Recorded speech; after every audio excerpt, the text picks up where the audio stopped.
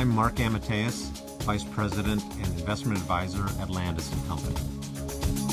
Marc, global growth is picking up in 2017. We've talked before about international investing. What about getting global exposure through large U.S. companies? Joel, we talk about how it's important to invest globally for diversification, but investing globally through U.S. large multinationals is a good way to get indirect exposure to the global markets. One research firm put out a report that showed that S&P 500 companies, large U.S. companies, that had over half of their business abroad actually had better revenue and higher earnings in the second quarter than companies that were more focused domestically. What is that telling us? Well, one thing it tells us is we have synchronous global growth. All of the major economies in the world are growing now together, and we haven't had that for a long time.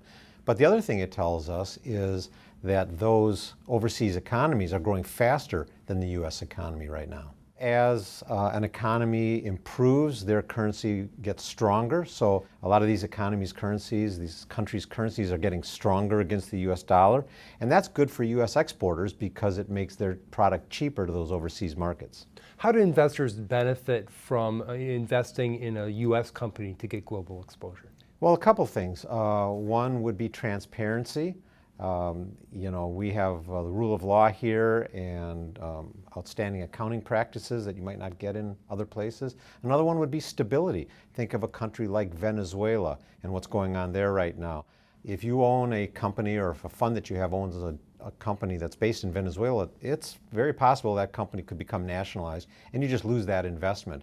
On the other hand, if you are invested in U.S. multinationals with big footprints overseas, yeah, they might have some Venezuelan business, but you're not going to get killed if something happens over there. Should I be getting all of my global exposure indirectly through U.S. companies? You could, but you shouldn't. You want to take advantage of some things that you wouldn't get that way. By investing directly in overseas companies, you get different currency translation issues and different tax issues.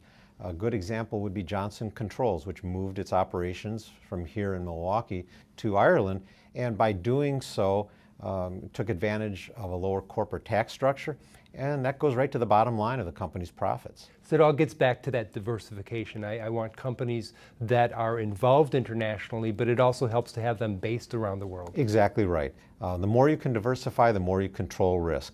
And by having not only overseas exposure, but also direct exposure to take advantage of positive currency and tax issues can really benefit you as an investor. You control risk through diversification.